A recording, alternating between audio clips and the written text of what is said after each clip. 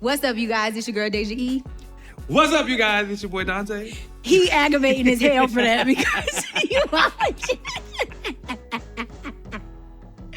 You have to try to do it just like me. You're annoying. It's crazy.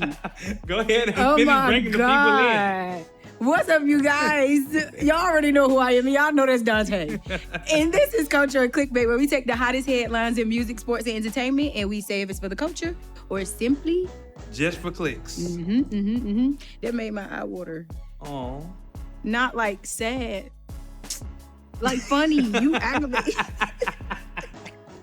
Like funny. Oh my God. Y'all, we so happy to be back with y'all. Oh my God, the year's almost up. Can y'all believe how fast it's going? No, for real. I think we blinked and it was January 1st. And then you blink and then it's June.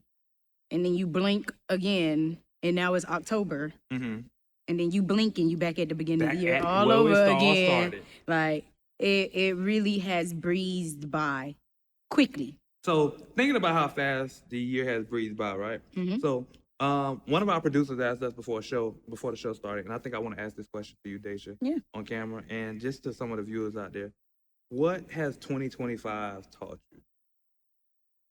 If I had to give one thing, I would say that 2025 taught me to give myself a little bit more credit.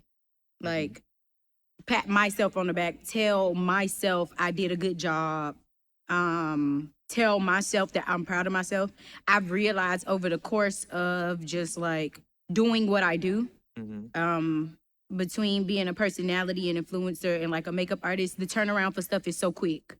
And I do so many different things that I don't actually sit back and often say, oh, that was a good job for me. Like, I don't tell myself that in my own intimate time with myself. I'm always telling myself what's next. Got to do something bigger. Got to do something better. And I think that that is a way that you should be, but you also have to stop and bask in certain moments and tell yourself, like, good job, kudos, girl. I like that. What about you? So for me, I learned to, one, trust time, and to trust that time will always tell you when it's time. True. So what I mean by that is, I've realized throughout the year that I had a problem with just being patient sometimes. I just be trying to go, feeling like I don't have enough time to do the things that I want to do. As if time is going to miraculously run out. And I've learned that sometimes it's just okay to just wait, because you will know when the time is right. And that's why I say time will tell you when it's right, because it feels different.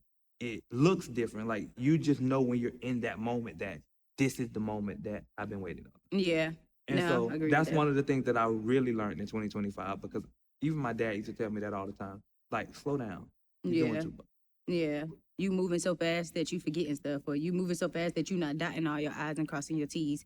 And that's why over the course of this year, when you would be like, I did nothing this weekend, I would tell you, good job. Because doing nothing is something for people who do something all the time. You don't know how not to just sit with yourself, or you don't know how not to just wait and let time pass you by. I think waiting is the real thing. And listen, I know anxious. I know we all believe in our Lord and Savior.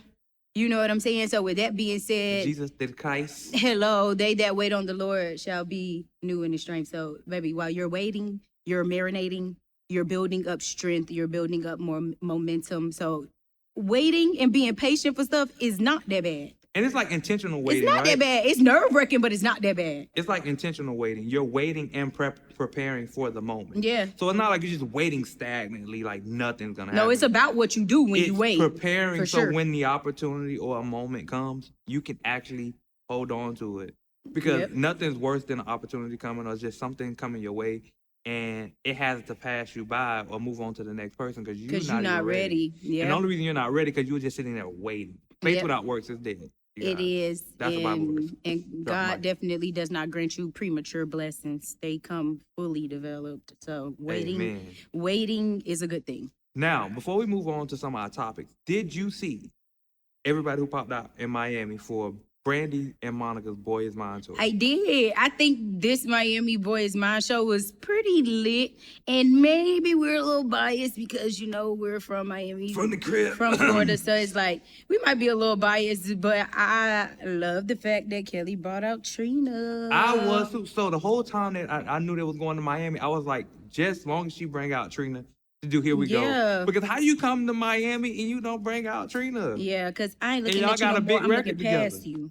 Like, so I love this fact that I was able to see that. Yeah, You know, that link up was one that I think we've been waiting to see in real time. for sure. Because it's been so long. Even then, I remember when Kelly Rowland told the story of how that song even came about. Mm-hmm. Like, it just showed you, honestly, it showed you how in tune they really They are. really are, yeah. And a lot of people feel as though, like, they're untouchable. Like, Yeah. they're not real. They keep their ears to the streets, and they have, like, their roots are deeply down there, you know? Right. They have access to a little bit of everybody. And, of course, Gonica brought out Trick Daddy. You know, she loved her thugs. What is Monica without a thug?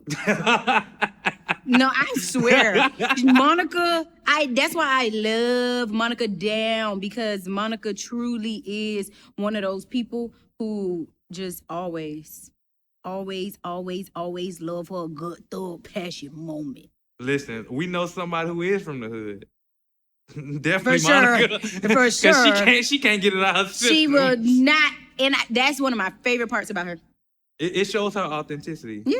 to herself. It's like, she know her roots. yeah, I'm not. And then, new of to course, this, they I'm brought true. Sexy Red out, too. Yeah, get it sexy. Get it it sexy. sexy. Listen, sexy. Can't nobody make me hate you. I'm going to tell you that much. Can't nobody No, make me they hate can't make me hate you, but you do got to come up with some new music quickly. Expeditiously. you.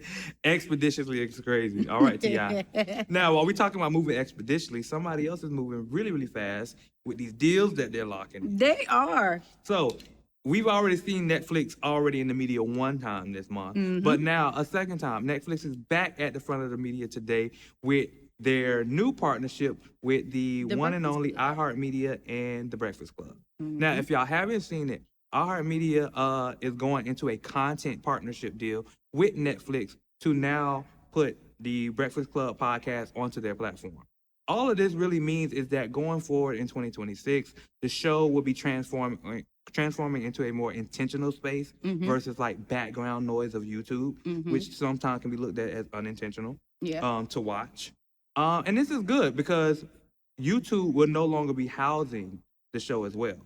So you have to be subscribed to Netflix in order to Netflix. watch the full episodes, but you can still hear the audio on the streaming platforms of iHeartMedia, and you can still listen to the radio versions as well. But if you want to see the video, you have to be subscribed to Netflix. Yeah.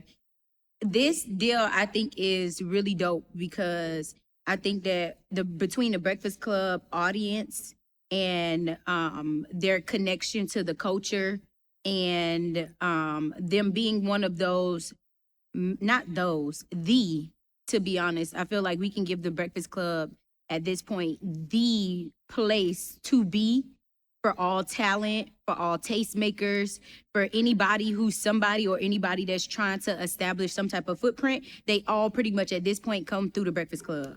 So I think that this is good. And then this also adds to the cultural shift that Netflix is trying to do. I think one of our producers actually dropped in a group chat about like films and movies and how the main creators of those were white. So I think that this is very, very pivotal. And I think that with the Breakfast Club having such a diehard audience that truly supports them, and I'm almost sure there's a large fraction of their audience that already has Netflix accounts, I think that this is a good way to bridge the two. I think it also cleans them up and polish them up as a overall brand as well. So I'm excited to see what happens. My biggest thing is I do not want it to take away from the raw, authentic feel that the Breakfast Club have. Like, for example, Apparently it's not supposed to. when we saw so they Pop say. the Balloon, you saw Yeah. they took Pop the Balloon and they dumbed it down. Granted, Pop the Balloon was already a dumbass thing to begin with, no shade. But once it got taken to Netflix, it truly turned it from, at least it was dumb and entertaining. It was dumb and had buzz. Netflix took it and it didn't do anything. So that's my biggest thing. I just do not want Netflix to interfere, but I also think that The Breakfast Club is strong enough, iHeartRadio is strong enough, and have a presence enough to where Netflix won't try to push that off on them. Pop the Balloon was newly established. Not Netflix, but Breakfast Club and iHeart has skin in the game. Now, from what I read, and I just want to make sure I'm correct on it. From what I read, I did see that iHeart will still have control of their creative. Okay. So everything is more so just distribution based, and the ability to kind of share audiences. Yeah. So to bring the culture of iHeart, and The Breakfast Club over to the Netflix platform. And they're doing that with other podcasts as well. Yeah. They're bringing a lot of different podcasts onto the platform that they'll be launching out over the next few weeks. I just think this is good for Netflix because I honestly look at Netflix as the It's kind of like the pillar of streaming platforms. Right. Like, and I was going to call them the Amazon, but then I was like, that might not be right because Amazon Prime got their own stuff thing. too. So Amazon might be like, what you trying to fucking say? Netflix and Amazon, y'all low-key like God brothers. But if you get where I'm going, basically they really taking over the streaming network. Yeah. And I call it, like, me personally, I have my own little verbiage in my head. I call it the new cable. Okay. I feel like they're going to become like the go-to place for live TV programs and TV programming in general. In general, yeah. Because slowly but surely, cable is becoming like basic. Yeah. And everybody has streaming platforms like cable. In the house. Like, cable, you got cable. We don't got cable no more. We got streaming platforms. Yeah. Right, so. I think this is for the culture. I would definitely say this for the culture. I think that this is for the culture for sure. I'm excited.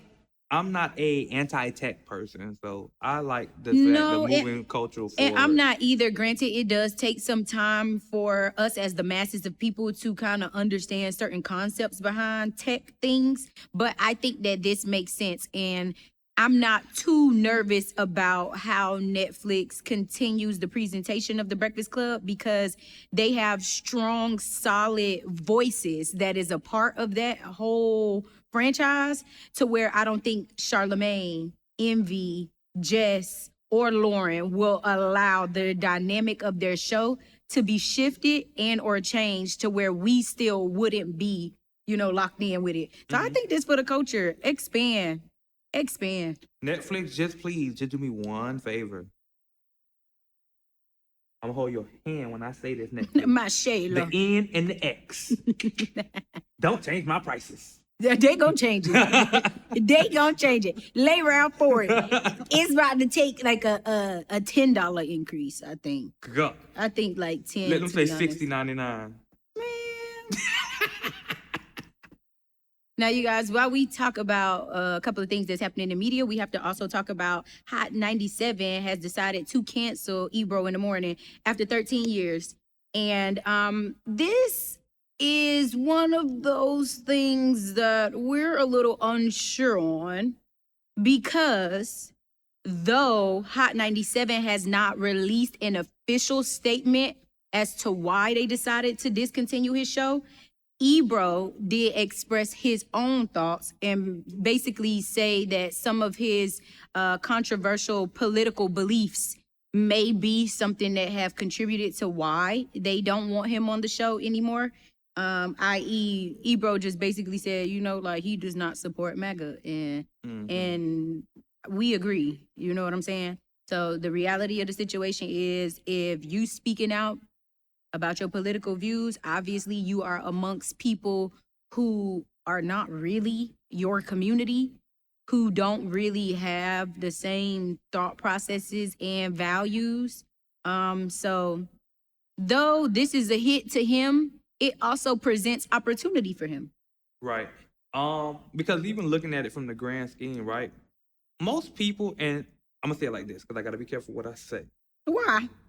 I mean, you do, but because we do still have a responsibility to the public. Yeah, for sure. But the thing is here that MAGA, right, does have a way of going after or taking people down once they have spoken out publicly. For sure. And we have seen it over and over. Trump has been on a run as of at least this last year, where he has actively been trying to defund or remove any programming that is spoke negatively massively telling people about anything that's negative And in so reference to him. hearing Ebro say that, Which and is then his hearing whole Ebro give existence. us the reasoning behind it, and even down to when we can pinpoint down to when he actually made the comment. Yeah.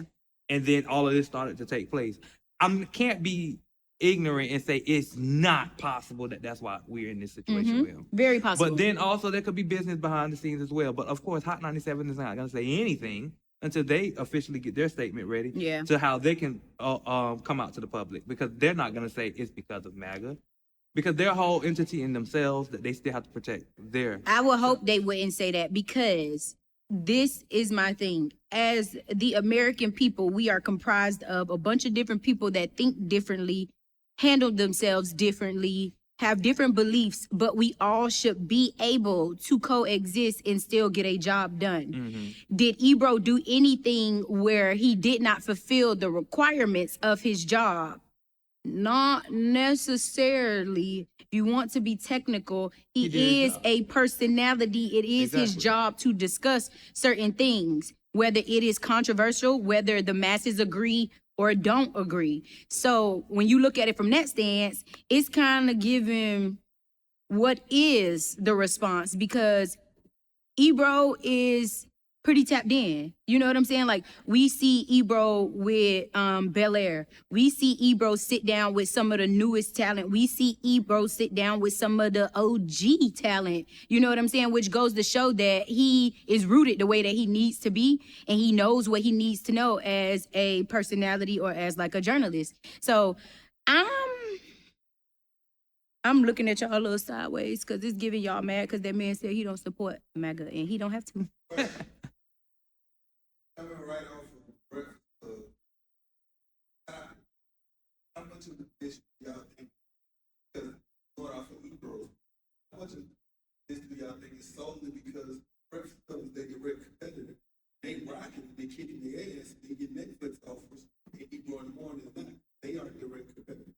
I could definitely say that could play a part, and that's why I say if we stick around, there could be more information that Hot 97 just gives us themselves. They could say the show is not performing as well as us as the public think it's performing, because they're looking at it from a different standpoint. They're like, well, viewership is low compared to our competitors, not compared to what you deem likable, to our competitors, which is the Breakfast Club and even Edgy Martinez show. You know, you might not get the ratings that they are getting. So you're the first on the chopping block when we start cutting budget. And exactly. I was just gonna say that. I was just about to say it may depend. They feel like letting him go will probably be dependent on how much money that they are outsourcing to pay him. And if his show is not producing good enough, then that would make sense. But for me, my biggest thing is, why completely remove the show instead of sort of kind of pivot with the show, just simply off of how much skin he got in the game? Because my question will be, well, who are we bringing in to replace him that will be able to compete with Charlamagne, Envy, Jess, and Lauren? But Who that's probably, is that? could be the situation. They probably aren't looking for anybody to replace. They're just looking for somewhere to place the money that they're already spending on him I can take somewhere that. else. I can take that. Also, they keep saying Ebro, not saying, what's his called? The white guy. Exactly. I don't know. I can't think of his name. Ebro in the Morning, the entire show. Ebro also has an album show where He does. the interviews that we see. Yes. And that's why he has more opportunity. And Rosenberg. Y'all keep saying Ebro, not the show. When the last time you watched the Ebro in the Morning? No, on Hot 97? I don't. I watch see more those of his Apple Music interviews. show. Yeah, I see the Apple ones. Okay, cool. That makes sense, though. But no, that's literally real, because that's what I was gonna say as far as what you said at the top of your conversation, which was you open up the door. This opens up the door for Ebro to have other opportunities elsewhere. Yeah. Like losing Hot 97 technically for you is not really a loss. Maybe, I don't know your finances. Not with Apple still in your It's pocket. your opportunity to build bigger where you are somewhere else. Yeah. Yeah. Life is about perspectives. All of these are really What we great. said, time. Yeah, all of these are very great perspectives, and they definitely boil back down to only time will tell. So we have to be patient and wait. Drake also said die slow pussy. But that's a whole nother conversation. Drake, stay off that phone. Get in the booth. Get in the motherfucking booth. It's Christmas. Wait, where's Iceman, Drake? Why you talking about Die Slow? Where's Iceman? Where's my album? We don't anyway, care. that's the conversation for another day. Now, while we're talking about Christmas presents, Kandi took to social media and talked about a Christmas present that she would love for Christmas. Y'all want to know what it was? My girl Kandi said the best Christmas present was for her to be divorced. She's like, I did want to say it. No, she tried to backpedal on it, but she also got it out at the same time. She said, it was very passive aggressive. Divorce. I'm playing. Right, like she had to laugh it off. Girl. Okay, we knew you were serious. So this is the thing.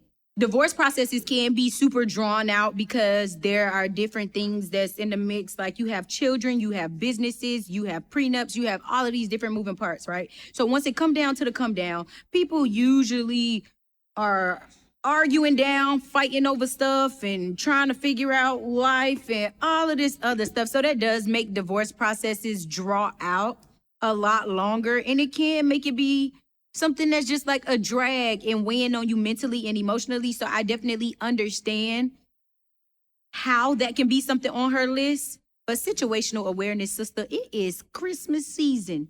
This is the season of joy, peace, and love. We understand that your situation might be confusion, fighting, and just a whole bunch of other mess going on, but that's not what this season is about. We already know the divorce process is happening. We already know that it's probably gonna be some form of a show out. My biggest thing is just say some real shit that's probably on your Christmas list, because after getting that nigga out your life, there's something else on there that you wanted that fell under one of them categories of peace, joy, and love. What I wish from Kandi, though, in this situation, I do wish she would have went out a little bit more graceful. And she probably like, I don't give a shit. Why highlight that in this moment? I wish she would have focused more on other things in her life that she's grateful for. And that peace, is going love, and well. joy. I know the divorce might be taking a toll in the biggest way because it's the holidays. Who wants to get a divorce during the holidays? I don't feel love. I don't feel peace. I don't feel joy. But you got so much other things going on around you that you could be focused on. You still got family. You know, your mom. You still got all of your endeavors. Like, you money-making Kandi. You will not miss that divorce. I promise you. You can find another nigga tomorrow. I definitely... Ew. Put your peace sign down. I don't want that for you. Nonetheless, I think that this right here is definitely clickbait. Clickbait at its finest. This should have not been a moment to highlight that, but something that we can say that she did say that was positive in the interview was that her and Todd and their family will be spending Christmas together. So if anybody have any Christmas suggestions of things that they could do, that I think they'll be in New York, of things that they can do in New York as a family, that'll be fun. You guys go ahead and give her those suggestions. But you know, and I agree too. I think me and Reggie both think that this is clickbait.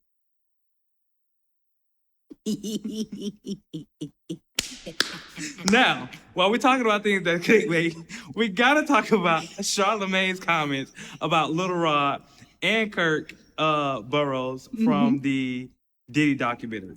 Is Kirk and Kandi cousins, or their last names spelled different? Because their names sound the same to me. Y'all know. I don't think they cousins. I get a little dyslexic. It looked the same. Now, Charlamagne actually had the same opinion that I said, right? Yeah. Which was, Lil Rod only said something because he didn't get his money.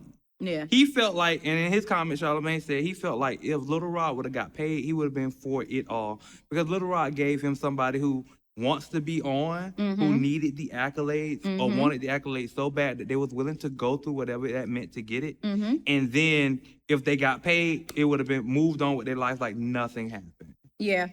And I honestly said the same thing. I said, if it was him, he should have either one, if you liked it that much, like you was willing to do it, don't speak now because you ain't get paid. Yeah. Or just keep it about the money. You could have left out the little part of, I woke up in the bed and Diddy was there too. They be pissing me. So I'm going to give y'all two parts of me, all right? I'm going to give the compassionate part of me, and then I'm going to give the real part of me, okay? We're going to do two. So on the side of compassion, Nobody should have to go through this type of stuff. You know what I'm saying? People just simply want to create. People just simply want their work put out there, right? Nah, off of that, on the real side of me. But when it comes to the cost of your man parts and you waking up and a man is hovering over you, Shaboinka almost on your forehead. I'm trying to figure out, when do you decide that it's not worth it? 7 o'clock in this morning. The biggest, the thing is, the thing Stretching is, young in the bed that don't belong to me. singing R. Kelly right now is crazy. But my biggest thing is, I agree with Charlamagne. I think that that's the underlining moral to this entire story that we're seeing.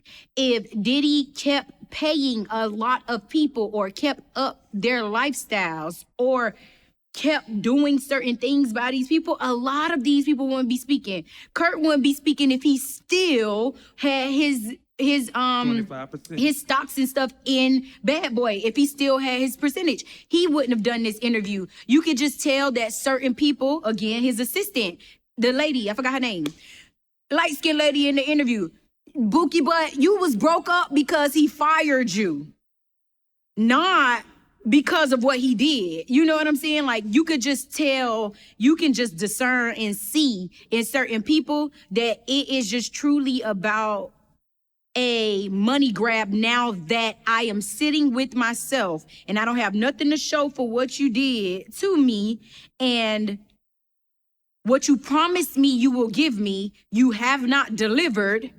You gave up them booty parts for free.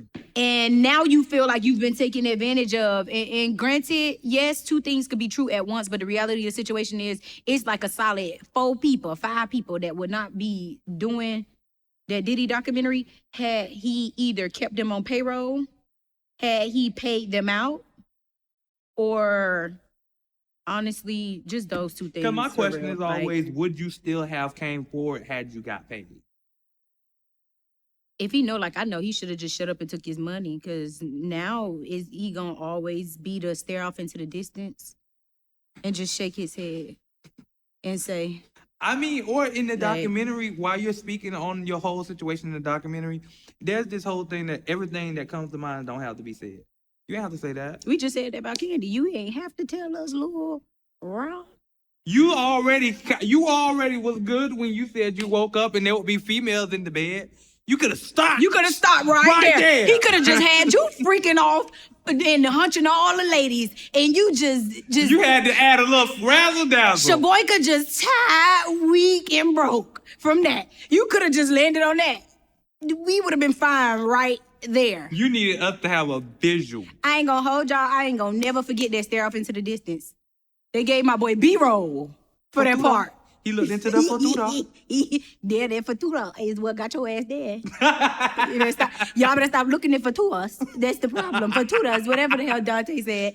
Now, Dante, I'm gonna say that this was clickbait, but it was, once this documentary got put out, people are able to give their opinions. People are able to discern what it is that they felt while watching this. People are able to evaluate people's body language, movements, and all of those different things to come up with their stance. Right. That's what work is put out for. Work is put out to be evaluated. So y'all cannot be mad at the fact that Charlamagne doesn't have a certain level of compassion, or the level of compassion that you want him to display, that he has truly never displayed in no way, shape, or form. I don't even understand how Charlamagne and compassion align. For real, for real. And only reason in this situation why it's different, because once again, it's you volunteered the information. Yeah. It's different if that information was brought up in somebody else's conversation and you said, I chose not to speak on it because it's something I don't want to relive. Yeah. Then the level of compassion comes back to you, because then people are like, all right, he probably was traumatized and he's not even making that a situation right now. Yeah. Because that's how much he don't want to talk about it. But other than that, it just seems like you're talking about it only because you didn't get paid and now you're mad. But it doesn't say that you did not like it. Yeah. It's a few questionable people there, for sure. Now, you guys, while we talk about all of these Questionable. different interviews and questionable statements, we have to talk about Kimora Lee Simmons, who recently had her podcast show. And on her show, she talked about her and Russell being estranged from each other and not really having a real relationship. And those statements there sparked the fire because Mr. Russell Simmons himself made sure he spoke up and said that it's two sides to this story. And that correction she talked about on her reality show. Her reality show, Life sorry. in the Fab Lane. Yes. Oh, yeah, and her green screen. My bad, y'all. Yeah.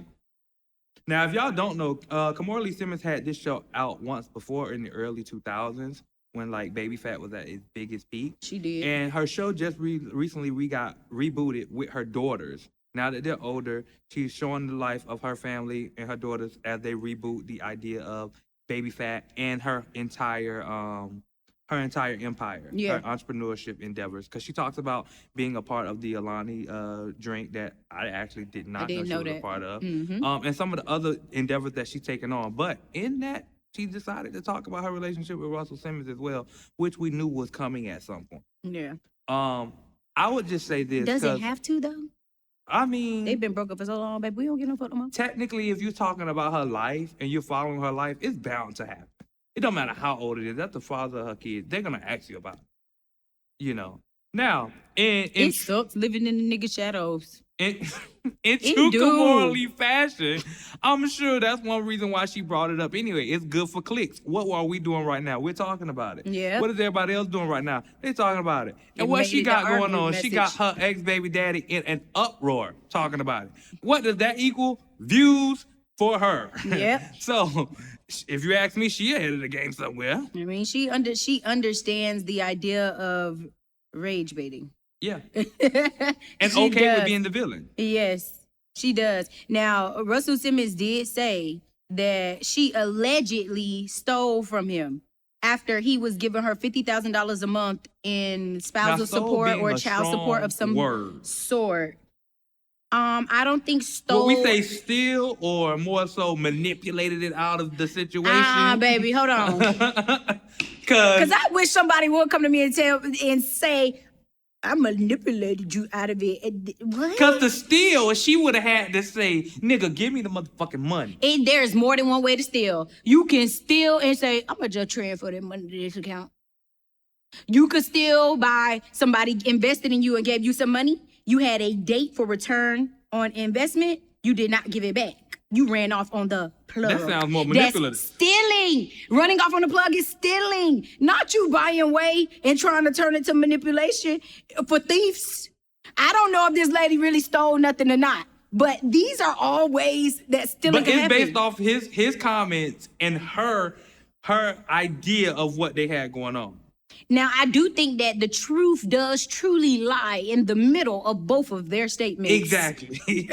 Now that I can say, because people are jaded, you know what I'm saying? He probably tired of his name being brought up. He probably got the same thought process as me. Like, why the fuck is y'all still talking about he me feels as though when I haven't been with this for lady me in to forever? be giving you all of this money in child support, for you to still say I have not done anything for my children, Yeah. is stealing. Because I have. I give you money. And you Yeah. just keep wanting more and more and more. But you married Kimora Lee Simmons. Come on now, she one of the OG baddies. Like, She is one of the OG baddies, and that leads me to my statement of $50,000 just genuinely wasn't enough for her. So that's why she feel like he didn't do anything for her. But that's bullshit. Flag on the play. He was giving you money to help support y'all children. It may not have been the amount that you think that you should have gotten now that you're seeing all of these other ladies run it up on the men right now, but you still were getting support. I will You say still were this though, getting I help. don't agree with her using the kids as a pawn though, to say like she would not allow him to see them. Yeah, Like now if he that sued her. that is OD. But still was not her. The 50,000, yeah. Dylan was his stock, actually in his stock. That's why I said she stole. She stole. She stole. Now, granted, Damn, Kimora, I tried to have your back. my mind was drawing a blank on the stock part of things, yeah. but I knew for a fact the $50,000 he was just giving her in spousal or child support or whatever. But yeah, cashing out on anybody, anything, running off with anybody, anything is stealing. But so she basically had direct access to his funds. Yes, through the stocks, yes. And it's a bunch of different technicalities. Like, she still has his same last name. That does something. You know what I'm saying? You have a bunch of different ways where she can get past certain thresholds, which is why a lot of the time women don't drop the name. Child, another conversation for another day. We'll talk about it later. But yeah. You dropping the name? All in all, Dante. Thank you. Don't set me up. Shit. But no, I'm gonna say that this is for the culture, because it is two sides of the story. Why would you steal that man's stocks, then get on that show and try to talk about him and think that he didn't have a stance and think that he wouldn't stand up? People only roll over, turn the other cheek, let you have it, let you tell your end so much before they decide to say something. We are over a decade and running with the narrative of Russell being this type of dad or this type of man. And the reality of the situation is everybody know what they signed up for. He was that type of man when you met him for the most part. And if he was not, he had the characteristics of that type of man. So I just feel like everybody just be like dragging over certain shit that you knew, you saw, and if you did not see, somebody saw, somebody brought it to your attention, because we all have a friend or two or three that overstep their boundaries and tell you shit about your nigga or whatever. You know what I'm saying? So with that being said, I feel like this is for the culture, man. If we gonna air this bad boy out, let everybody air out their ends. I agree. I would say this is for the culture as well, because this is a conversation that happens all too often, and still nothing has been done to rectify either side, especially with them, because this whole Kimora Lee Simmons and Russell Simmons conversation has been happening for decades. Yeah. My advice to the children is tell your mama that she was his wife. Wait. But you are his. No, because he stated that his relationship is kind of weird with his daughters as well because of this. My advice to the daughters would be, you have to tell your mom that I was never his wife. So there's a certain amount of carrying the hurt that you have incurred or endured as his wife that I don't understand as his daughter, because I was never his wife. So I empathize with you from a woman's standpoint, but I cannot carry out your mission, or I cannot carry out what your issue is, because that was never my husband. That's my father. So I have to gauge my relationship with my father based on what his role and his title is to me, and that's daddy. He's not my husband. Come on, Pastor. He's not my husband. Excel. Because that's aggravating. I hate when women do that, like with their kids and the dad. It's just weird. For what? It don't make no sense. Now, speaking of weird, for what? Why would you leave these people's stuff in like Oh my God. Y'all, if y'all don't know, Young Thug just recently had a concert in Atlanta this past week. And during that concert, some really crazy things happened. One of those things is he got proposed. Well, he proposed, not got proposed to. Yeah. He proposed better to Mariah the Scientist. Yes, he did. Yay! Cue applause. Wow, nobody's gonna clap for Mariah? Exactly. Oh my God. Damn, y'all drying the Come bag. on, Mariah. Jeez, tell us how y'all really feel about them. Now, it was a kind of crazy situation. He got on that knee and he said, "You marry me?" I'm proud of him getting on his knee. Y'all know some niggas act too cool and just pop open the box and be like, "What's up, babe? You finna do it or wrong?" And it's like, I appreciate the fact that he actually got on the knee. I saw him wiping tears. I didn't clock the tear, but I saw the wipe. I'm here for the nuance. So but the question is, I don't know. Are you here for the marriage? We gonna go back into them two sides. On my mature side, do as you want. I ain't got to marry the man. If you good with it, I'm good with it. If it make your boat float, it make me sail. On the other side of me, I'm a little conflicted because I'm a little conflicted. I don't really know what it is to feel. I don't really know what purpose their union is serving. You know what I'm saying? When I think about people getting married, I think about people joining forces to do something major.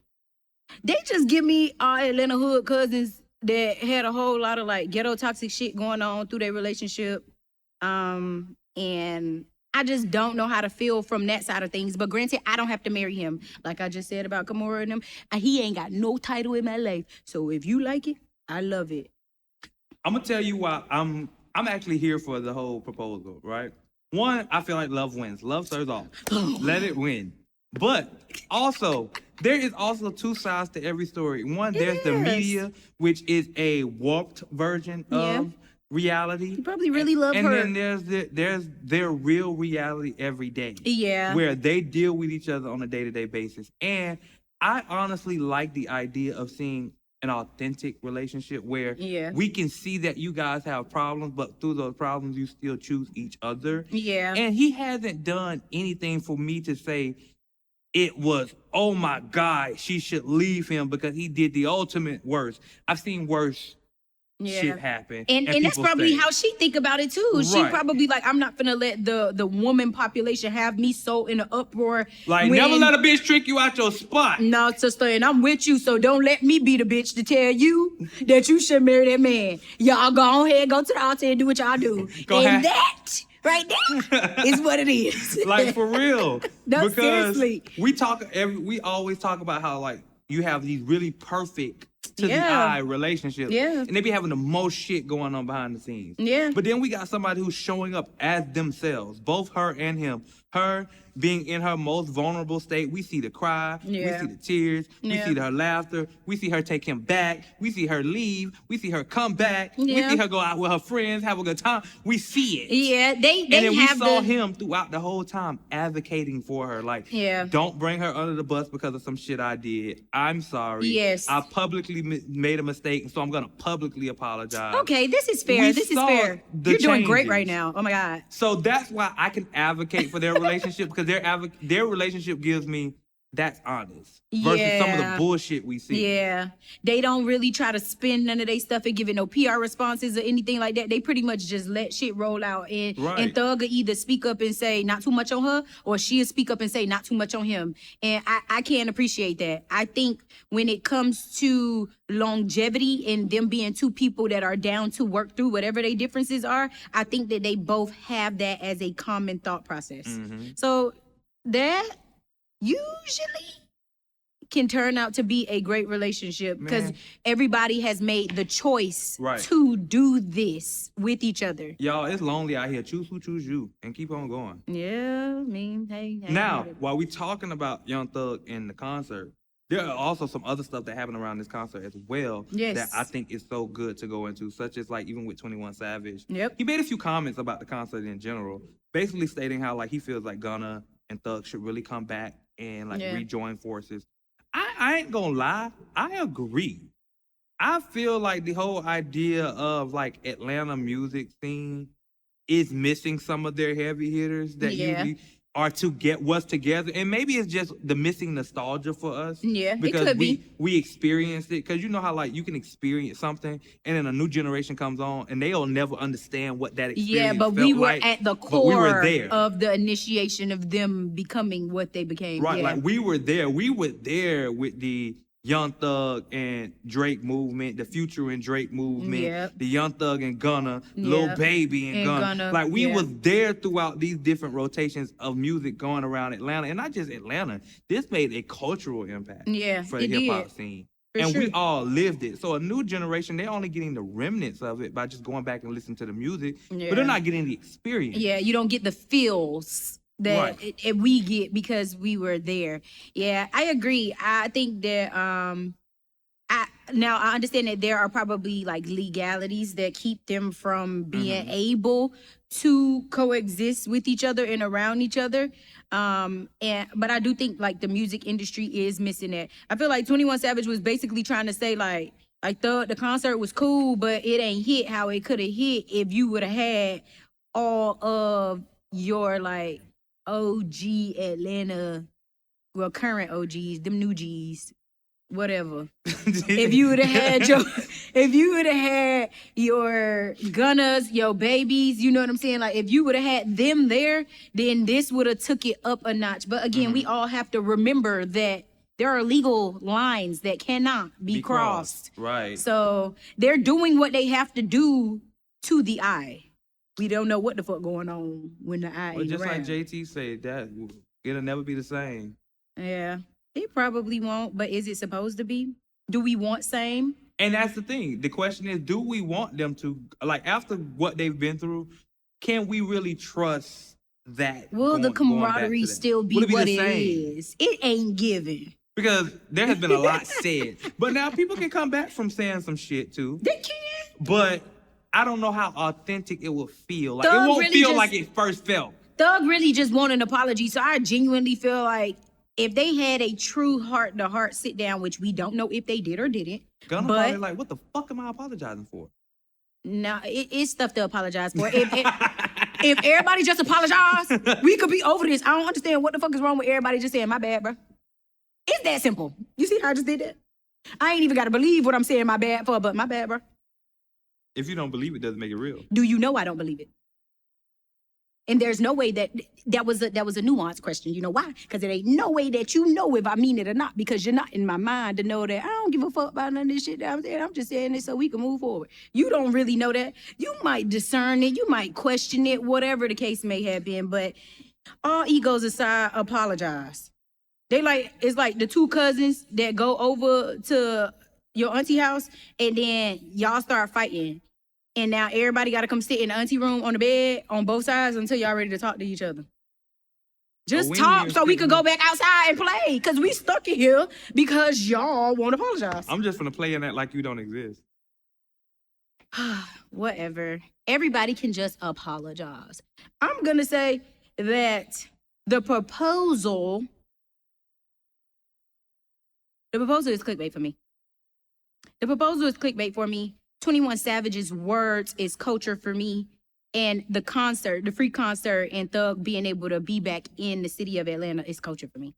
I'll agree. 100%. Cool. On every side. Answers locked in. Locked in. Bing! Jeopardy. Now, you guys, while we talk about music, we have to talk about the Saint Lunatics, who have let it be known that they'll have an album coming out in 2026 that is supposed to be produced by Metro Boomin. Now, I'm actually here for that. are you? I'm here for Metro Booming producing. Uh-huh. But as far, I mean, so. I'm just trying to Once get it again, watch out. what I say. I'm gonna say it like this. Do I need a Saint Lunatics album? No, but do I want Murphy Lee and Nelly? Sure. What can I say? Sure. But I get it. You want the gang all here. We here. So, long as Murphy Lee and Nelly is forefront, I'm all right. Man, ain't nobody got time for what the hook gonna be. I don't need no fucking hook on this beat. We don't need that no more. We don't. Respectfully, don't get me wrong. Pop something, move something. I'm for everybody. All right, we back to two sides. I'm for everybody putting out music. Like, create. Do it. You know what I'm saying? Like, these are people who sat out for years, but also paved the way.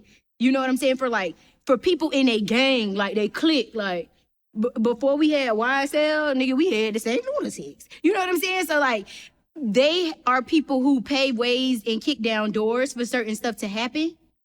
So I say make the music.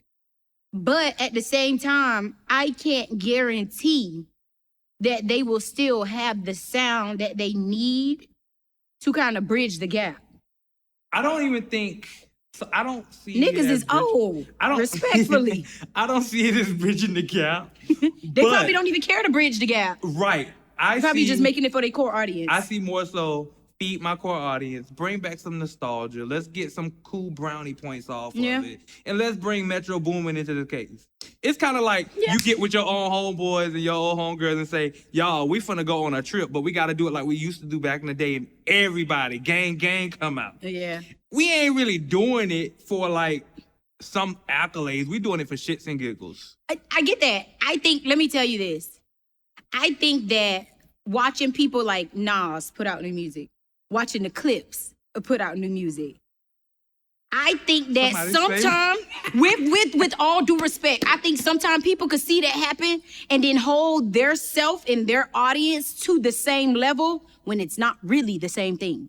No shade, no shade, no shade, no shade, no shade. Well, no it shade. will be to St. Louis people though. It may be, but I genuinely think that may have motivated them to want to do it, which rightfully so. Go ahead and do it. I just don't know how it's going to turn out. They better put Sexy Red on it. They gonna put her on there. They got to. She from St. Louis. Yeah, they gonna fuck with her, and I think they would. But granted, putting her on something don't mean that your shit finna hit. She might fuck it up. Let's talk about it. Let's talk about it. You know what I'm saying? Like, unfortunately, Sexy Sexy Red don't miss. please, Dante, don't start that shit. Now, I've been trying to be as composed as I could possibly be. But you know that girl done missed before. Sexy. At least 2 or 3 times. Sexy. Shout out to Sexy. That's how I my know dog. she missed, because you still singing the old shit. You know how much music that girl put out since then? Dante don't know nothing else in between there but Get It Sexy. So the case is done. It's sexy. I rest. But I think they could do it. Do it for y'all core audience. I just feel like don't let the other niggas who is up here. Who are the other niggas? Put a name on it. I just said it. The Clips, Nas, other niggas. But the St. Lunatics is not on that level. Like, they not. This sounds so bad because I really love them. I love Murphy Lee, you know what I'm saying? I love Nelly, whatever. But the reality of the situation is you got to remember who you are. And they not Clips level. They're not Nas level. Neither are there. When the last time, I know I'm over this shit. And let me tell you something. When the last time y'all heard somebody say, I want to hear the St. Lunatics? When the last, it's quiet, ain't it? It's quiet as hell. When the last time y'all said, I need that new Murphy Lee? See, but I'm not gonna lie. That's Dante, not, come on, no. when the last time you listen, said it? When the last time you heard anybody say it? This is why I'm saying. You may have never heard that in your whole This is life. why I'm saying. If they wanted to take like a smart way into this, Yeah. I would have eased Nelly and Murphy Lee to the forefront first and using the nostalgia of their name to push this whole idea and then bring the St. Lunatics. Because just off name, a lot of people can't even say, I know who the fuck a St. Lunatic is. No, which is why they should be putting out this album. It should be a Murphy Lee. But off rip, they know who Nelly and possibly Murphy Lee. Yeah, they might not know Murphy Lee too Even much now. if, like, smart, put Murphy Lee on a little press run. Start putting his name back out there. With Nelly alongside him. I love how I think Dante Murphy is trying Lee to make has this a more thing. of a chance of popping out with something out of the blue and making a stance than a whole St. Lunatics project. Or just say Murphy Lee project with Metro Boomin featuring the St. Lunatics and Nelly. Yeah, it's probably gonna be like St. Lunatics featuring Murphy Lee, Nelly, like that, like how the Clips did certain stuff featuring. Or they just doing it for namesake, St. Lunatics, but half the album is to the forefront Nelly and Murphy Lee the whole time. For the most part, that's what they're gonna have to do. There's enough nostalgia. Murphy Lee, they could just go ahead and pull back the song from freaking Love Don't Cost a Thing. And that's probably what hyped them up, because that's currently trending right now as well. I don't know if you saw, but the girls on TikTok are recreating Christina Milian's outfits from Love Don't Cost a Thing. And it's currently trending right now. So I think that all of these things like amp them up to say, hey, let's do it. But sometimes you don't want to be a lunatic. Sometimes that shit bigger than you, my boy. But I'm rooting for y'all. This is for the culture. This is definitely for the culture. That's what the culture is. It is. The culture is clickbait, believe it or not. The culture is having the audacity to say, fuck it, we gonna make an album. I love that for them. I love it for them. Drops Mike. Now, they should, while we talking about the lunatics, well, he's not a lunatic. My dog, 21 Savage, just dropped a new album called What Happened to the Streets? What happened to the motherfucking streets? I'm not gonna lie, the album was great. And I love 21 though. Yeah. So here's the thing, I really like 21 because he knows how to really tap into his fan base and give them what they want. And he's been consistent, giving us, especially me, what I wanted from him over and over and over. So, boom. He has let me been get that out fairly of the way. consistent. Now, a part of this album, he got Drake on here. He has Glorilla on here. He has Metro Boomin on here. He has Lil Baby on here. And there's one of my favorite songs on the album that it features the sample from R. Kelly, I Wish. I mean, that song had me fucking emotional. But it's a great song. It's really him talking about how he misses his homies. Yeah. Like, and that's what I was going to say in reference to the album. I think that he did a great job of mashing up like his experiences along with his success that he currently have, but also the idea of like the American dream, like his idea of the American dream and how all of those different things have weighed on him mentally, emotionally, and physically, and even like sonically with certain stuff. This album felt like a therapy session. Yeah, I like the fact that it gave that. It really did. He touched on a bunch of different elements that I think have like molded and shaped his thought process on life, or how he look at things, or how he maneuvers. He even talks about like being an immigrant. You know what I'm saying? So it's like, I think that though I didn't get a full listen, I did hear a couple of songs. 21 Savage is one of those artists that does not really do no wrong to me. Even when he released a single, even when he's on a feature, it's very, very rare that we find out or that we see that people are saying like, I don't care for what 21 just put out. We don't really ever hear that. Not for real. And what you could tell about this whole album is that the entire album was very intentional, down to the records that he chose, the people he put on those records. And even with the artwork, because there's history to that artwork. So a lot of people thought that his artwork was a blackface picture, and it really wasn't. The artist that created that, he was really showing the different shades of black. Yes. And what's blacker than black, living at the American dream, which is like, I'm always going to be black no matter what shade of black I am. And so that's why if you look at the actual painting, the original painting, there's so many shades of it. And then, of course, they have the gap tooth and all that, because it was like, what was the stereotype of what they looked at as blacks and black immigrants as well. You know, and so even the painter who created the image, him and 21 Savage shared similar stories, from moving to a place that they weren't originally from, the way their family had to migrate to get used to those places, even down to the gang violence that they both had to endure. It was just... It's so intentional to the album that it makes sense. Even with his rollout, he did a 3-hour interview with Big Bang, the Perspective, on his podcast. And even that interview, he talked about a lot of different of his perspectives in reference to things. Like, I know he talked about Atlanta being a grooming city. We gonna call it a grooming city. He used the P word, and then went into explaining what made him choose that. But he explained what made him choose that as the verbiage. And he basically just said like the Atlanta life, since he was a young kid and teen, like, has always been them chasing a lifestyle. From being at the skating ring, to getting pictures of Sprite, to being able to sit at the coolest table, making sure you got on the flyest outfit. He just kind of talked about how... like, it builds you for club culture as an adult. Yes, and build you to chase that lifestyle.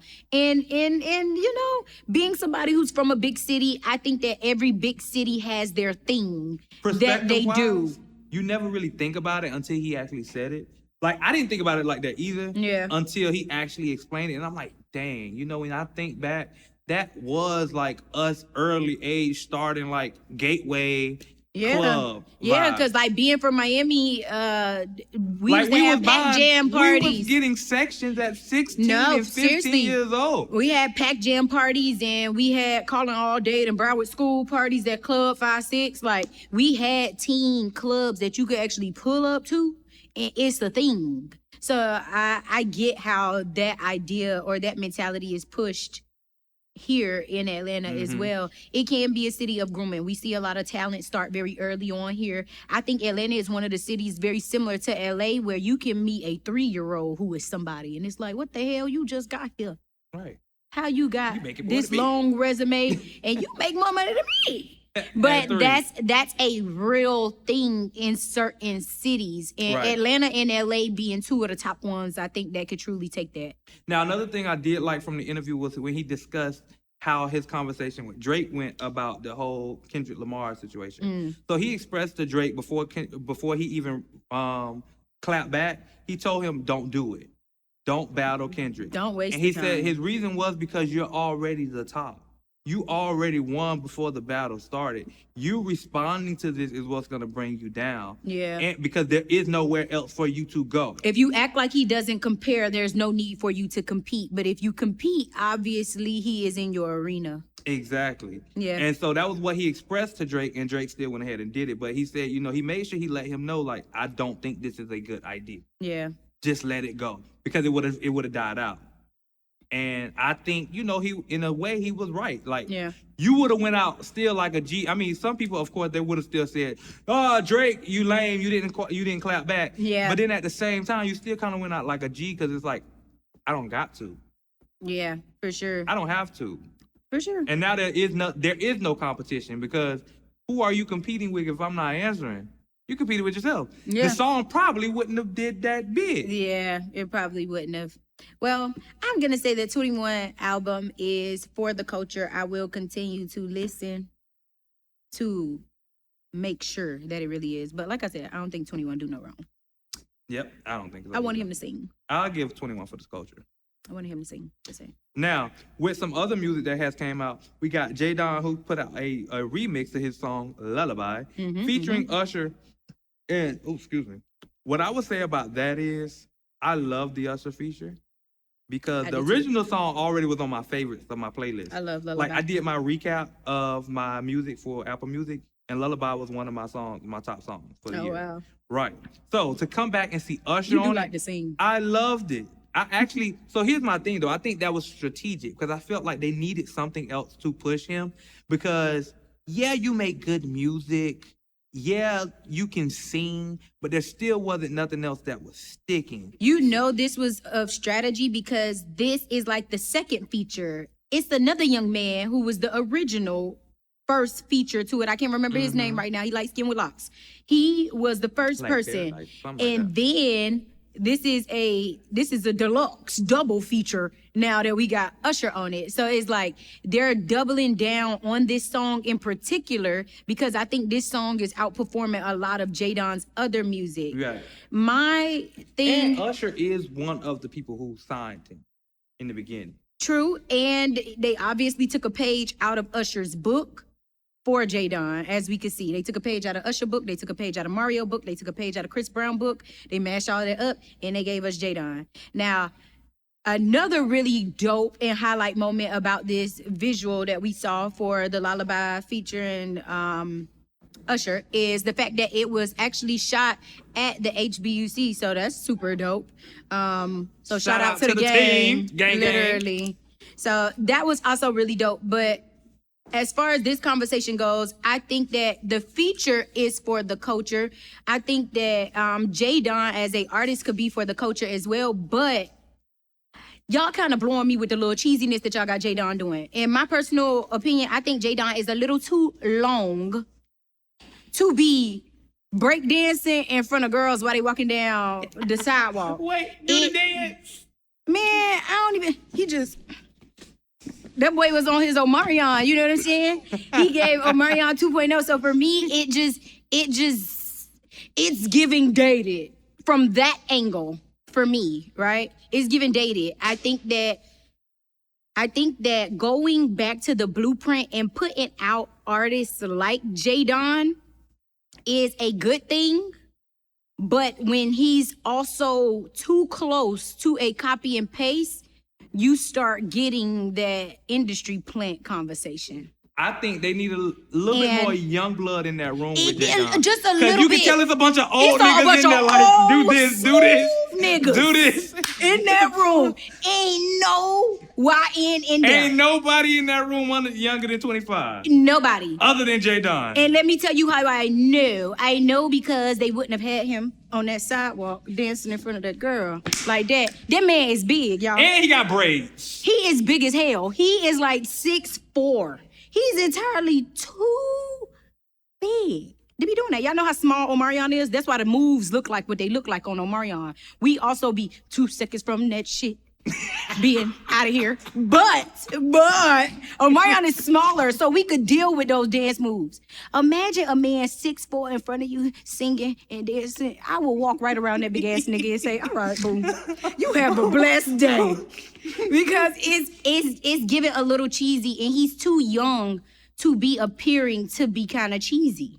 And this is no shade to Jaydon. No, like I say, I am a think fan. he's great. This is constructive criticism only because we actually do believe in his artistry. Yes. I actually believe Jaydon could be a thing in the R&B space. Like I agree. do believe that he could be somebody. Lullaby is great. I fucking listened to the man fucking album. What's the other song? He got a faster song. I know the album is Me, Myself, and My I can't think of the faster song. It's a faster song that he got that's doing real good. It's a couple of them, but no, it's like a... I know the tune. It's like a Go Girl song or some shit. Yeah. It's a song for the girls. Like, that's another good one. But hey, it is what it is. Yeah. Now, also on the docket for music, we do have Fridayy's new album. I love Fridayy. Everybody got somebody. I ain't gonna lie. Fridayy album was a press play album. I love Fridayy. Fridayy last album was a press play album from top to bottom, so I expected nothing less whatsoever. He opened up strong with Taboo, ended good with Stalling, and then of course he brought my girl Mariah the Scientist in on Till Death Do Us Part. Now, how ironic is that? On the day of her proposal, Death Do Us Part. The fact that you think that that is ironic when it's truly something that aligns with her whole identity, I think it's hilarious. That is extremely predictable from the song name and everything. But that feature was something that I did not know was going to happen. And that feature was also something that I did not know would be pretty good accurate to hear on the ears. You know what I'm saying? Like, I didn't imagine that to be, because I think Fridayy has one of those voices that is different. It's just eccentric in general. Like, it's kinda churchy. Right. But it's also R&B. It's like but it's inspirational also R&B, soulful, crossover, poppy. Yeah, it just depends. So I was surprised because I think that Mariah the Scientist has a way of making music. And when I say A, I literally mean A. Like her own side. One letter, Stop. A, of making music. You know what I'm Stop. saying? I think that that's her thing. But Fridayy mixing up with her, I think was dope. So I'm gonna say that everything music-wise. I definitely want to hear more from Fridayy. Fridayy after this, because those 6 songs wasn't Jaydon. enough for me. I needed a whole album now. It wasn't, but I isn't needed it? like 15 tracks now. Ain't that his second mainstream project? Mm-hmm. But I wanted more. But I guess that's why he did it, to make you want more. Yeah, y'all know how these new artists do. Deluxe, super deluxe. Deluxe crispy, goddammit. Because you saw SZA. Deluxe grill. you saw SZA kept putting out deluxe in unreleased tracks in the raw version. All this shit.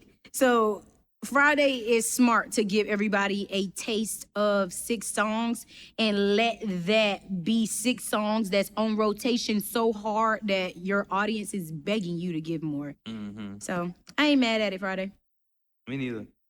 Well, I guess that's all for today, Day. Yeah, pretty much. Today, Day. Haha, you like that? Yeah, it was cute. I did that. Oh. Yeah, I guess. Is that a double entendre?